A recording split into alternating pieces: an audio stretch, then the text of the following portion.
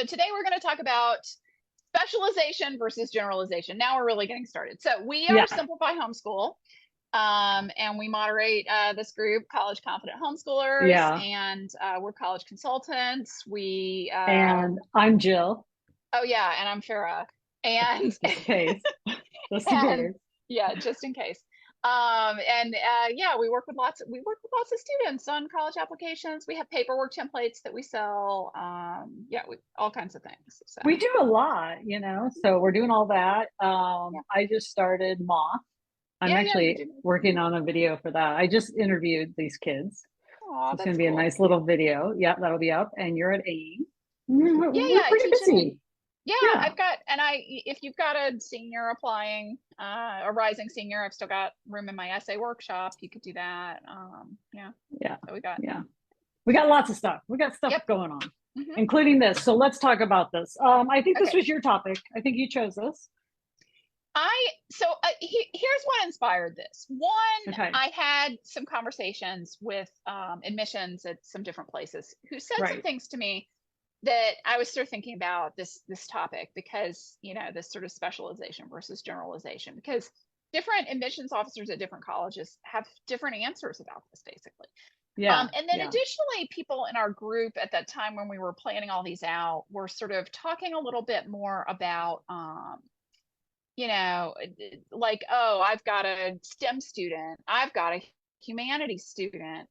So, Yeah. like, they're sort of like, saying, like, okay, therefore I can make these decisions or I can't make these decisions. And I guess I wanted to sort of open this up as a topic of conversation because first of all, I don't think there's a one size fits all approach. Like, I don't think that I've got No. like the answer, I mean, I think to that's true this. of everything, but And yes. true of so many things. I mean, Yeah. especially in our group, I feel like a lot of the time I see people asking questions, and when I see it, I'm just like, okay, but you haven't told me these other dozen things I need to know in order to give you the best advice. Yeah. And sometimes it's the format. I can say, well, this is like a good provider, this is like the typical practice, this is like a good way to think about it, but I don't really know for sure if I've given them the right advice. And I think with specialization and generalization and the questions that result from that, I see it a lot that way, Right. where I'm kind of like, well, I don't know. So yeah, what's your opening thoughts about this topic? I think my initial thought is you should follow your teen in a way because there are some teens who don't have a huge passion yet, who want to explore a lot of different areas, who don't want to go all in STEM or all in humanities. And instead of thinking, well, what's the best route that'll get them into the best college that we can get them into, let's push them down that pipeline. I would really follow what they want in a way. I mean, I don't think there's anything wrong with taking that into consideration. It's hard to make a kid go all in on STEM when they don't want to, Yeah. and they just don't really fall into that.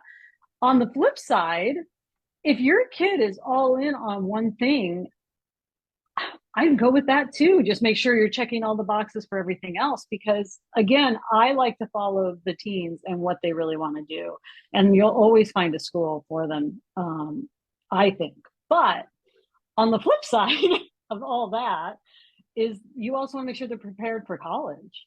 Yeah. So if you go really, really light in humanities and you don't spend a lot of time on English and all this stuff, but they're really, really advanced in math, sometimes it doesn't set them up well for success. Yeah. Hmm. So it's kind of, I mean, I don't have an answer either. I mean, I think you have to recognize, like, it's sort of interesting because I mean, first of all, when you're thinking about how much this matters, it really matters more matters more for your kid and their experiences and their education, which that's Right. always got to be your first question. Right. And so I think that's important to note. In terms of college admissions, the higher a student is aiming, the more that things like this matter. And it is possible that you'll be, by choosing to be more of a generalist, you're closing out some options because there's no way to stand out. but Yeah. and they, they just aren't, your kid's not gonna, or it's a school that likes when students have really gone all in on an interest. Yeah. But then the same thing is true for being On kind the of more flip side, specialized, that yeah, that the same thing can happen, because there are some schools that prefer that students be generalists. I think it is harder, even if the school says, like, we like it when students have done the top rigor across the board and absolutely everything, which is kind of the public school default right, typically. And one of the reasons that I think homeschooling can, for many students, be better is that you don't have to be like all in, all in, all in at the highest level of rigor for everything. You can still kind of craft an interesting transcript from that, that stands out a little bit. So even when some of these schools say, "Oh, no, no, no, we would prefer that you have, top APs in every subject," I don't know that that necessarily helps students stand out at those specific schools. And I've right. actually seen that in practice too, where we've had Yeah, students get into some of these schools. And I'm thinking to myself, well, okay, but the student didn't have that. They had specialized a little bit. Now, not necessarily a lot, because the higher that you're looking, the more that you have to be right, right, really strong across the board. But right.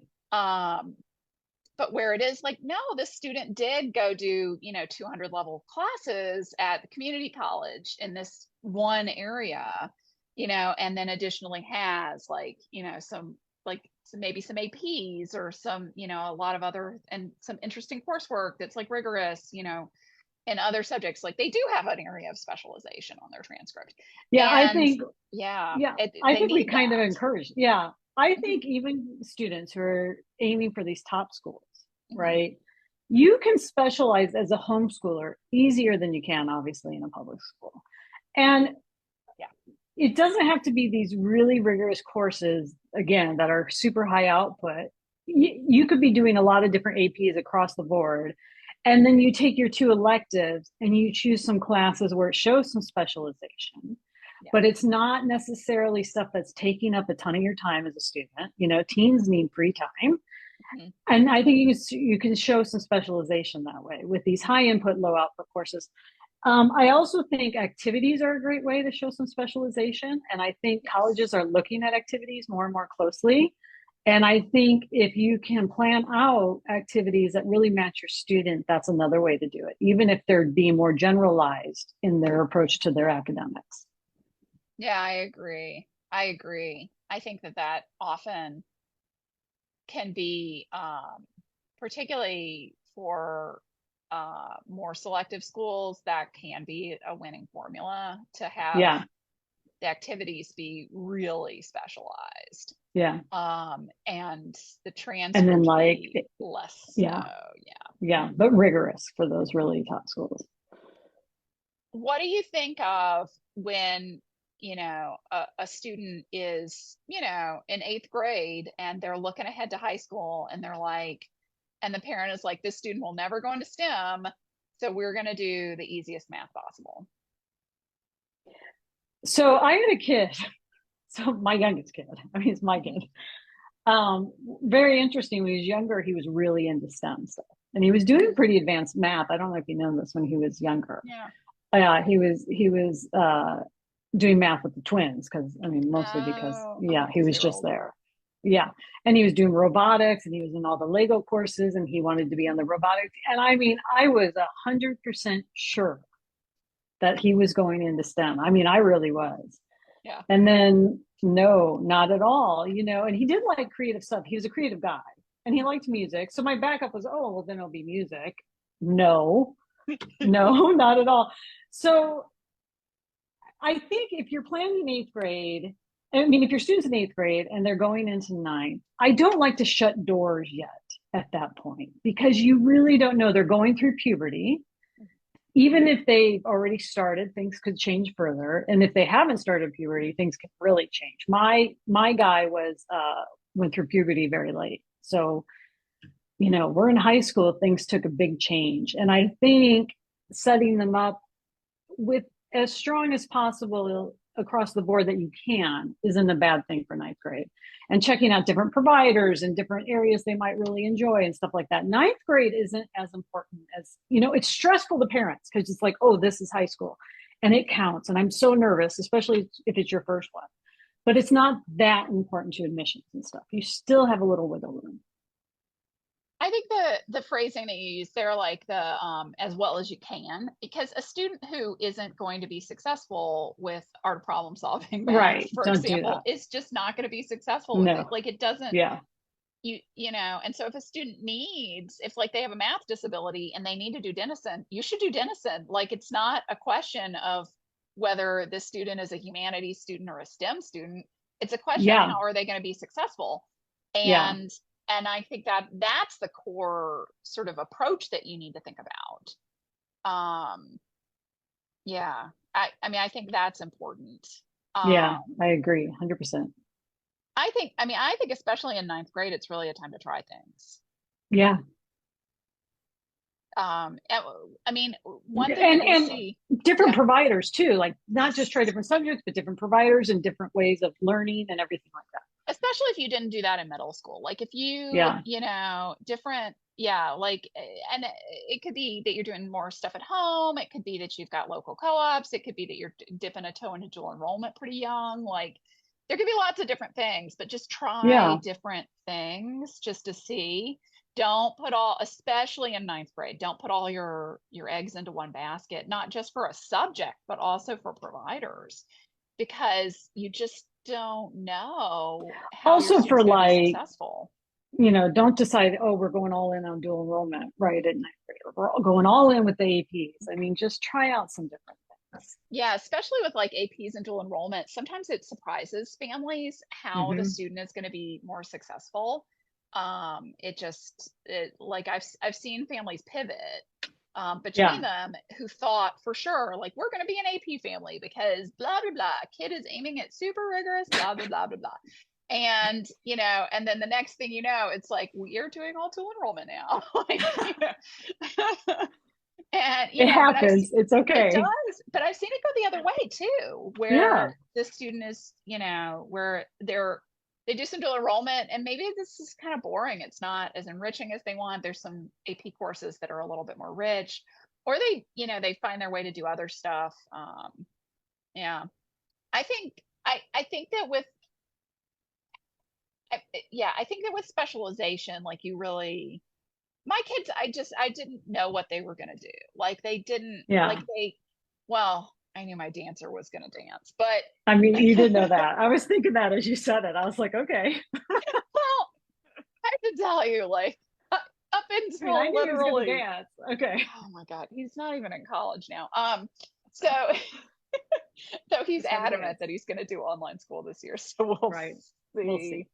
Yeah. But I mean, my other kid too. Like, I knew he loved theater. I kind of thought maybe he'd do Hmm. that, and then he kind of likes, he likes to build stuff. Maybe he's gonna do, And I kind of pushed for him to be more of a like. I was like, find a passion. I tried not to be that trite about it, but like, but I was like, no, let's lean in on something. And he ended up graduating with like 5 credits in English, in science, in Yeah. math, in Across the social. board. It's like, okay.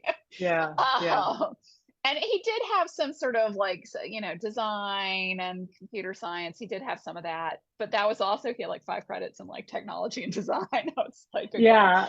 So he really was Yeah. And very he's doing good. balanced. Oh yeah, Yeah. he's doing great. And I think, you could see that he had a particular journey without him having to have like gone all in on a particular sort of thing. We could have made stronger choices in particular areas, but he Yeah. mostly, like he did dual enrollment for science, but he did AP English, Lang. He did, he read a rigorous list of books. I think that like he just resisted, kind of going all in on something, and it worked out fine for him. In contrast, Yeah, my youngest, after I thought he was going to go into STEM, really went just crazy with Russian yeah, language and Russian history and English and went to a very high level and yeah, barely made it through math and science. So yeah. I mean, but we checked all the boxes that you had to check and that were expected of him. And he did very well with college admissions Yeah. at schools that were looking for that because he had a lot of rejections too. So, I mean, it wasn't a magic formula, but I think some of these No. schools really like that and some don't. They're like, what is this? What, Yeah, I think it's interesting, that we like I'm thinking about a few schools where I think that particularly does well. I think also depends on the context. I'm thinking of a Yeah. student that I worked with who their math level was really low. Yeah. And yet they had some other things going for them, Hmm. and Yeah. they did really well in admissions in the end. I think that it depends on the total picture here. It does. It does. And it depends on the colleges and what they're looking for that year, and what other students have already applied. I mean, Hmm. you just don't Yeah, know always. And that's yeah. just the way it is. Hmm. I feel my son got particularly lucky with his, Hmm. admission, but it could have gone the other way. But I was following his lead. Yeah. Yeah. Okay. Do we have We got a questions? billion. We have a billion. Okay, go.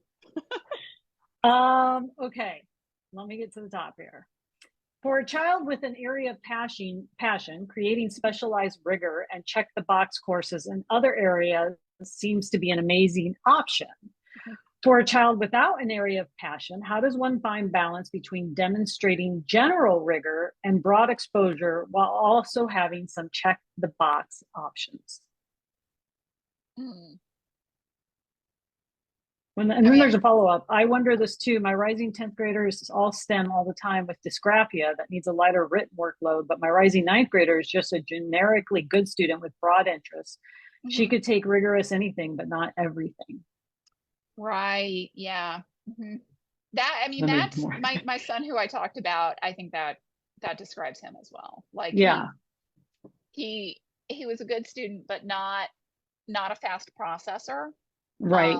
And so Yeah, he could take on some rigorous coursework, but he couldn't do everything at that level all the time because it just would have been too much. And he just wasn't interested in doing that. He wanted to have some challenge and some depth, but he just didn't want to have that level of intensity. across the board. Um, Yeah. yeah, I mean, for him having, just a couple APs at the end of high school and like a little bit of dual enrollment and like, I mean, we really did just pick like, you know, medium hard courses. Yeah. And I think those are out there. Yeah. Um, I'm just reading a follow up too. It says, my child, under the same question, yeah. is more the latter, interested and curious about and quite capable at a great many things, but with no single passion at this time. I want to balance keeping all options in all subjects open for a while while with creating an interesting homeschool experience, which features some of the flexibility homeschooling can provide for deep dives, unique experiences, etc. I mean, to me, a lot of this again is following your student's lead. Like you said, your son was quite capable and he could have done more across the board, but he wasn't interested in that. And he wanted time to himself and he wanted Yeah. time to do team things. I mean, I think you need to honor that. I think that's really important to mental health and everything too. And I think if your kid is just a generalist and quite good at everything, you can show rigor every year, but it doesn't have to be in every subject every year. And it doesn't have to be in the same subjects every year, although you want to kind of have a trajectory that's going up a little bit. But you can make some choices there. And then again, use activities to also show other areas they're interested in. Yeah, I mean, like I'm thinking about for my son who, like in 10th grade he did Clover Valley chemistry, which is like, Mm-hmm. it's infamously Yeah. like really thorough, really One of the good. top chemistry picks. Yeah. Absolutely. Yeah. And he did pretty well. I mean, he didn't do stellar, but he did okay. And he He made it enjoyed it. through. Yeah. He made it through. He did yeah. But it was good for him. And he liked that it was challenging and like he liked how it ran. And then the next year we did it flipped, so we did physics, chemistry, biology. Um, and so then for the next year for biology, I was like, and so what do you want to, and he was just like, okay, I just wanted something simple. I'm And he so did. done. And so he did biology at Athena's, and it was I mean it you know I mean there was a textbook, there was some little experiments, I mean he had to do some Right. stuff. It was not, I Not the mean same level. it covered everything, but it was Right. not, and there's a bunch of courses like that, like for some things. I'm glad we did it flipped also. Like I was glad we did Yeah. physics first. It Yeah. worked out well for in that sense, because at that point they gave him the chance to sort of try. But on the transcript, it's not like they can see the difference, you No. know. And they saw was that he did physics and chemistry and biology, and then he did two semesters of dual enrolled environmental Environmental. science. Yeah. Yeah, that was really good. That was really high quality. And I think that it was a really good balance for him. He, that he helped make those choices, and then, instead his junior year, while he's doing that, he at that point he did like he did some more dual enrollment in political science, and that was a little bit more challenging. And he did at home, he did like a film studies course that he enjoyed. It was like film history, and he watched all these movies and wrote a bunch of essays and stuff. Like, so he changed, he was doing some rigor in some other areas instead of Yeah. science at that point. So he tried some It was different stuff. changing. It was changing Yes. as he went through this. Again, I would sit down. I used to sit down with my teams Yeah. to plan their year and hear what they wanted to do and Mm-hmm. talk about it and be like, well, this course is more like check the box. You have to get it done. It'll take a little time. It's math, right? Math is always going to have some output no matter what. This course is more rigor. It's something you're interested in. Whatever it is that year, you're looking for it. It's a deep experience with a great teacher, blah, blah, blah. This course is something you self-study at home. Let's just do what you want to do and self-study, and it's low output. I mean, you just have to find balance year to year. I think Yeah. that's really key. You don't want to, if you overwhelm them too much, we've seen this many times, like in ninth or anything, they may check out, you know, Yeah. Mm-hmm. and you don't want that to happen at all.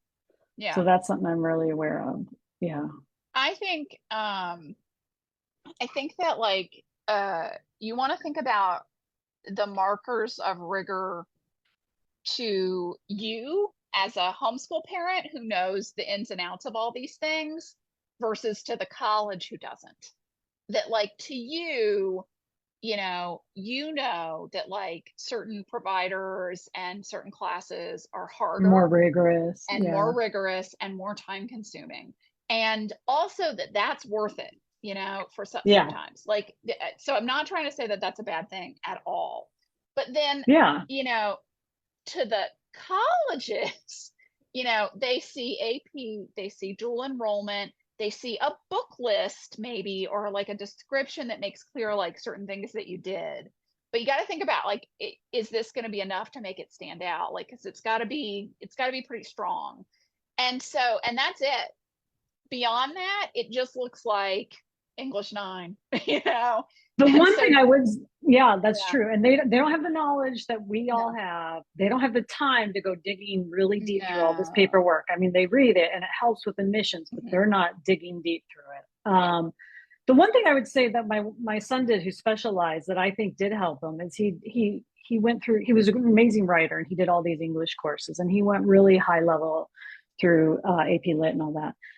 Is that one of the reasons for these deep or rich learning experiences that we know with a live teacher and everything is that you get letters of rec, and that can help complete the picture. So my son had two letters of rec from two teachers, one in English from Blue Tent and one in Russian. And I think together with his coursework and everything, it kind of showed a rigor that may not have been noticeable initially without those letters of rec. So I think that sometimes can help, and that's a reason to make certain choices.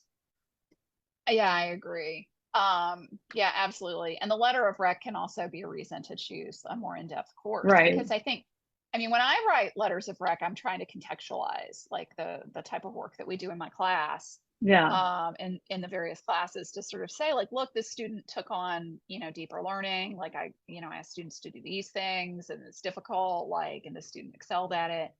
Yeah. And so I think things like that do help as well. I agree. But I think like, from the perspective of the college, you can choose the hardest math one year, realize it was too much, but thinking that your student is going to like, needs that foundation and is going to go into a STEM subject, Yeah. realize that they've pivoted, realize that they didn't keep up, that they were unhappy, like, and kick it down a notch Yeah. to the colleges, they can barely They're tell the not gonna. difference. Yeah, if Yeah. they can tell at all. Okay. Let's go on. Okay. Okay. My child is taking dual enrollment classes to finish up some high school credits. While he knows he wants to be in a STEM field, he doesn't know exactly which one. I've encouraged him to take a few different classes. He took Chem 1 and Intro to Bio.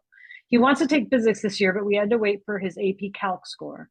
The college keeps saying he needs to take all of the classes in a series at one school, Chem 1 and Chem 2 or Calculus 1, 2, 3, at the same school to transfer for IGETC. How important is it to worry about a GETC in high school? I don't really care if the courses transfer. He's a junior now, so I feel like him retaking the courses in the 4 year he goes to will be just fine. For those who don't know, IGETC is the California systems transfer. It's their transfer It's our system. awesome Okay. system. Um, I mean, for math, it sometimes and sciences in general, and even like computer science, it can be the case that you do want to stick with one place in as much as you can, because that way because the courses are set up in a certain way, and so that can matter, for success and also just for covering the content. That's my first practical thought with that. But I mean, I agree too, but a lot of times between different community colleges in California, they're set up, with the same type of courses. So, I mean, a lot of students will take multiple dual enrollment at different courses. Like if you're at Irvine, you can also take classes at Saddleback. I mean, they're Yeah. connected. And then you might go over to OCC or something and take another course. Usually you can combine those for IGETC, at least for some things. Yeah, I've noticed But that if you're, there's a couple different systems going on for math, yeah, but as long as you're in the one, I mean, yeah, they often have the same numbers. yeah. And you can tell. I mean, some of Yeah, them don't line up, but some do. yeah. But if you're not worried about it, like she doesn't really care if the courses transfer. I mean, how much do you really not care? You're in the California system. Are you aiming for these schools? I don't know. I mean, I don't like, this is one of the reasons that I discourage people from, really paying attention to their community college advisor, Yeah, especially while they're in high school. yeah, I mean, once you finish high school, if you're going to community college, you should definitely pay attention to definitely pay attention. Yeah, and potentially go above and beyond as well. But like, for in high school, they have no idea about applying to college as a 4 year student and as a freshman. Like they yeah, just have no concept. They are not set up that way. It is outside their ideas of what is possible in the world. And like, why would yeah, you want to do that? Like, it's just confusing to them. And so their recommendations are way off. I mean, the other thing that strikes me with this particular set is that she's saying, here's this kid who doesn't know what he wants to do in STEM. And what is he yeah, taking at community college? Biology, chemistry, physics. Why? yeah, Like, to me, the if the one of the great things about community college and sciences and STEM is that they have more practical courses. Like that, most community colleges, most good large community right. colleges have an intro to engineering course that introduces all the different types of engineering and like what those jobs are and what the pathway to them is. And sometimes it's like a little 1 credit course, and sometimes it's like a Yeah, proper 3 or 4 credit course with like a bunch of hands-on projects and like teaches you some software that you might use.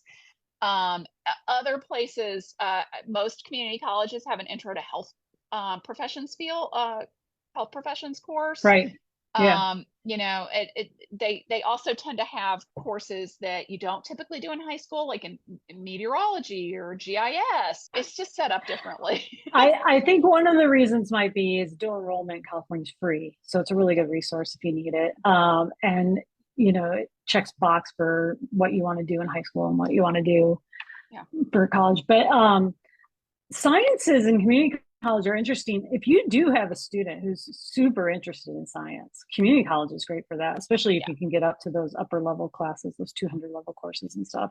Mm-hmm. And sometimes you can meet, a professor and kind of get some opportunities. And Mm-hmm. that's a great place to do that, I think. Yeah, I Yeah. agree. Yeah. I Yeah. think you always want to be careful that you're getting the general level if you've got a student who might be interested in STEM.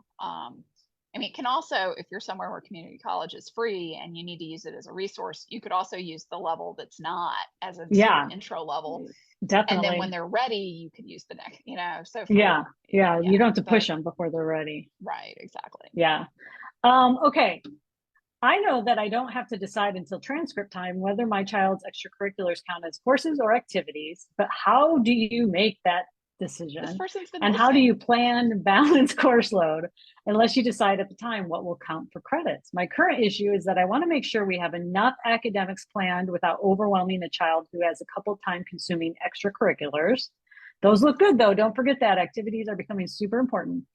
So I feel like I need to decide now whether those are going to count as classes or activities. I don't want to look like we're slacking off by potentially having PE and music credit annually, but I don't want to swap an easily overwhelmed ADHD kid with more if it's not necessary or cause him to drop activities that fulfill him to get some breathing room. I just want to say real quick, don't drop those activities that fulfill him.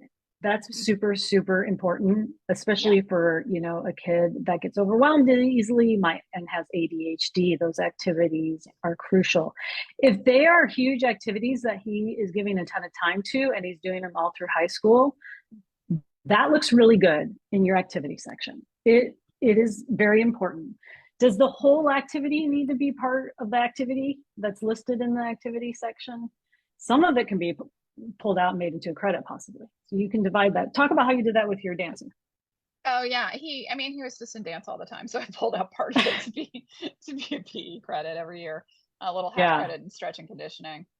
And the Um, rest was his activity, which was the just this rest was his main. activity. Yeah, no, Yeah. I mean the proper dance part. I mean, but we've seen it with other things. Yeah. I mean, Music. yeah, music, the lesson versus the performances, Right. but especially like, I mean, but we've seen it also with like, computer science and robotics and things Yeah. sometimes. Like sometimes the student Definitely. is, self-studying a ton of stuff on their own and, spending time learning, various systems and programming, and then they go off to robotics team. And that's like an Right. incredibly time consuming activity, but maybe they've also earned like before that season kicked off, like a sort of half credit on their own more. It's more skill based. You just, I think, yeah, yeah. One thing I want to say here, because I'm looking at there's another like thing, is colleges really are looking for 7 strong credits. Um, Now that doesn't mean they're super high output at all. Like it doesn't have to be that, and we don't want to overwhelm our teams. But to be competitive, if they've got some goals, 7 credits are really what you're aiming for each year. Um, a music credit, a PE credit. Someone else is asking about the same thing. Is that worth it to list them down? Health, finance. What do you think?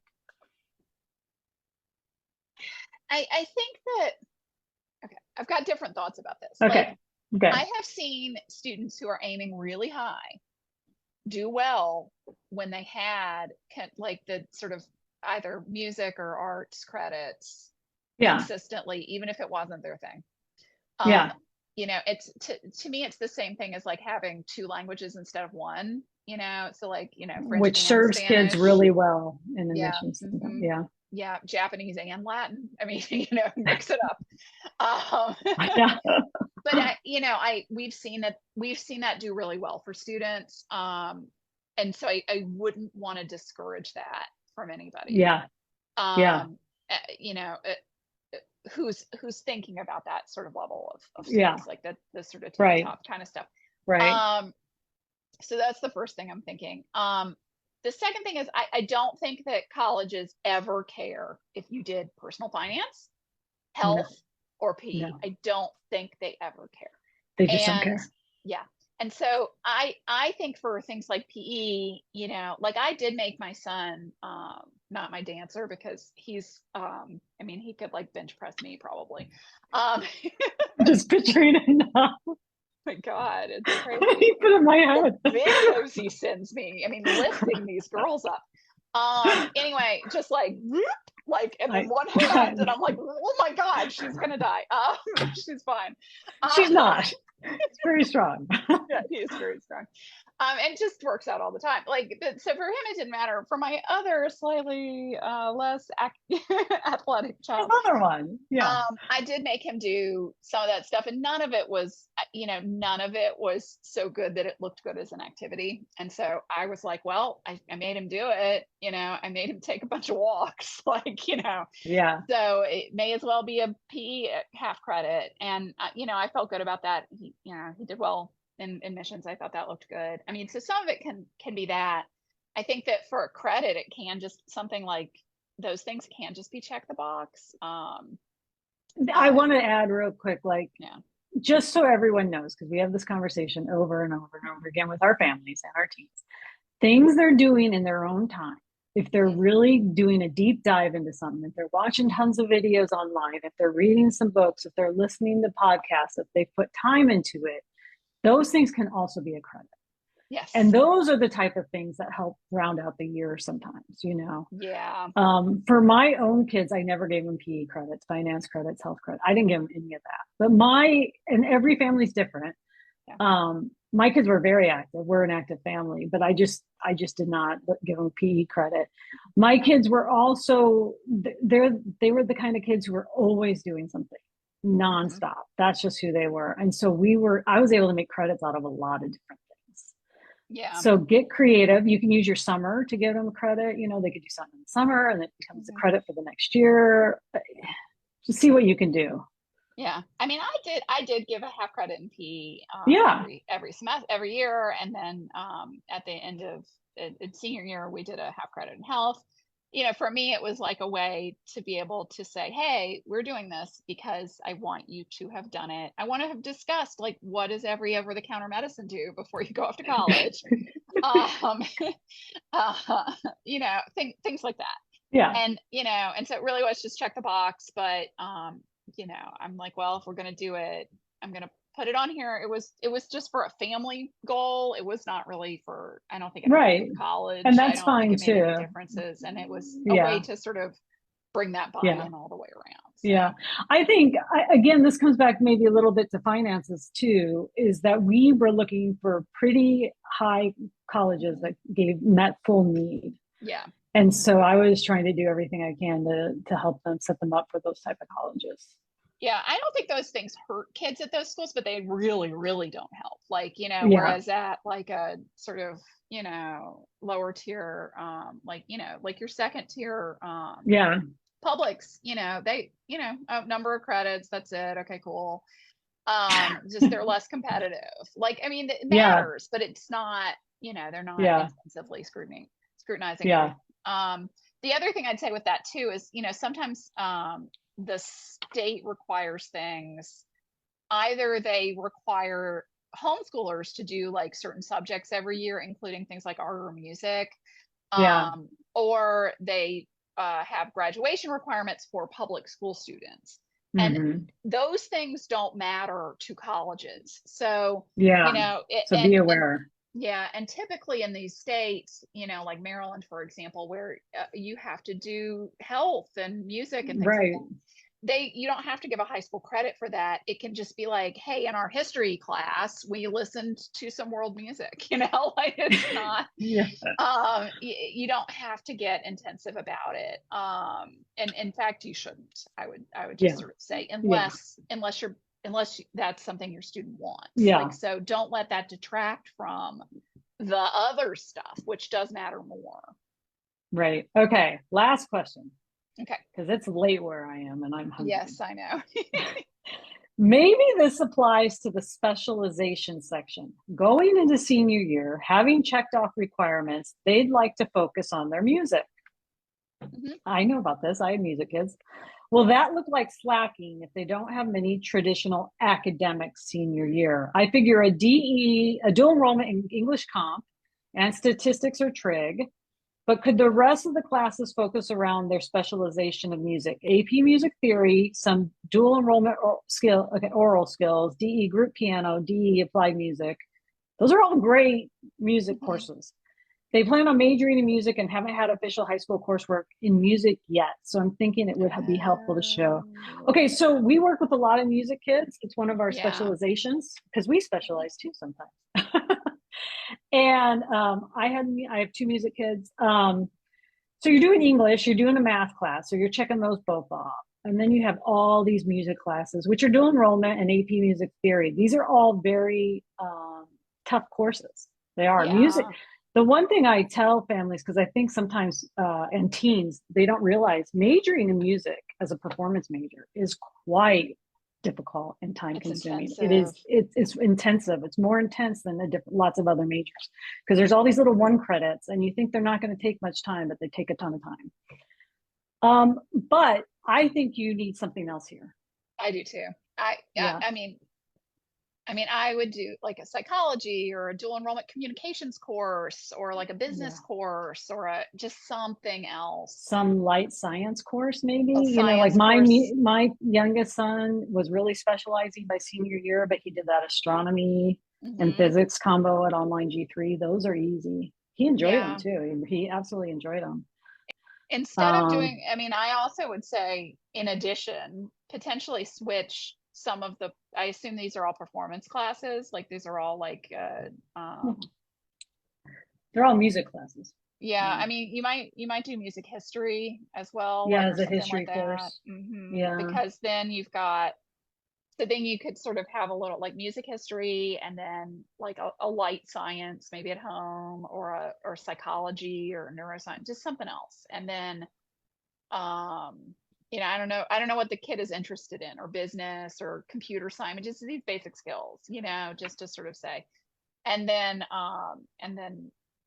yeah, I also would sort of retroactively look at what has this student done, and In maybe music. they did earn a credit in music every year, because Yeah. that shift on the transcript is a little bit jarring.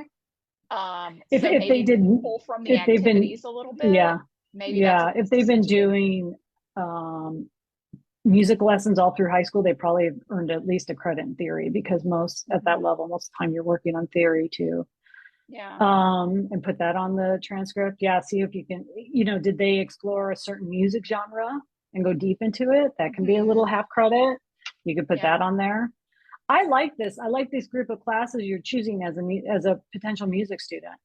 I think that's good. I do like the idea of going backwards and seeing if there's any other music credits you could give, and then also adding one or two other courses to this year. Yeah, and it doesn't have to be intensive. Like it can be No, something that's pretty light. We like online G3 for that. we love Some of the Moth. stuff at Moth is good. My Yeah. film is lit class is pretty light. It there's Aaliyah at Moth Learning has that music and history class. Oh, that's cool. Yeah, Yeah, American history through music. That's a good, yeah, yeah. yeah. So So that might and be there's, good.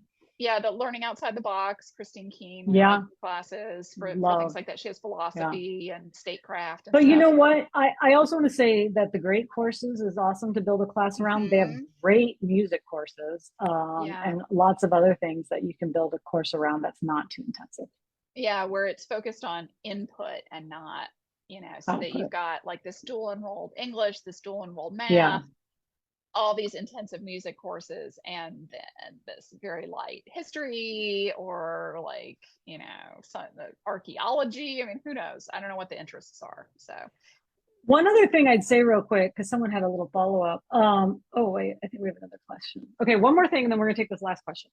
Um, if you have a senior and they really mostly want to specialize because they're senior year, just make sure they're getting that math, they're getting an English course, and then one other at least, a history or yeah. science or something. That would be, and then let them do what they want to do. Okay. Thinking about having daughter who wants to go into engineering, do college algebra at community college, but I'm worried if these classes will do a really good job teaching understanding or roots. I can never say that word, solving skills. Um, College call algebra. it's a weird course. I'll just It say that is. straight Yeah. away Yeah. because it's like algebra 2 plus. Real quick, she's a 10th grader and they just finished pre-calculus. Oh, no, that's a step back. Yeah. That was a different, I just saw that comment because it was different. So I'm No, glad that's we a saw step it. back. Don't do that. Yeah.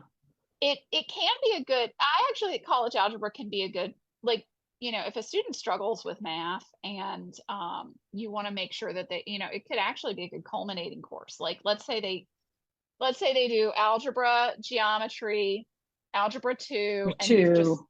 and they've struggled through it, and then senior year they do college algebra, and at that point that is a case where the specialization, and again, it's just the kid, it's what they were able to do.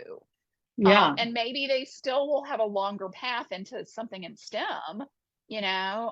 There are people who get into all kinds of like health professions and all kinds Yeah. of things for other reasons, but but who end up doing that, and so that might be a good path for that student. It also for an advanced student who's and you need to use dual enrollment, maybe you would go through Hmm. college algebra.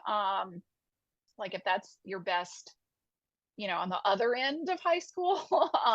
But Yeah. typically comes before pre-calculus. But and in a lot Yeah. of schools, it's a terminal class in a lot of universities. Yeah. So like you take that and it's kind of pre-calculus, but like not really because it's not pre anything. It's like it's to cap off important math skills for fields that aren't mathy. Yeah. Yeah. So yeah.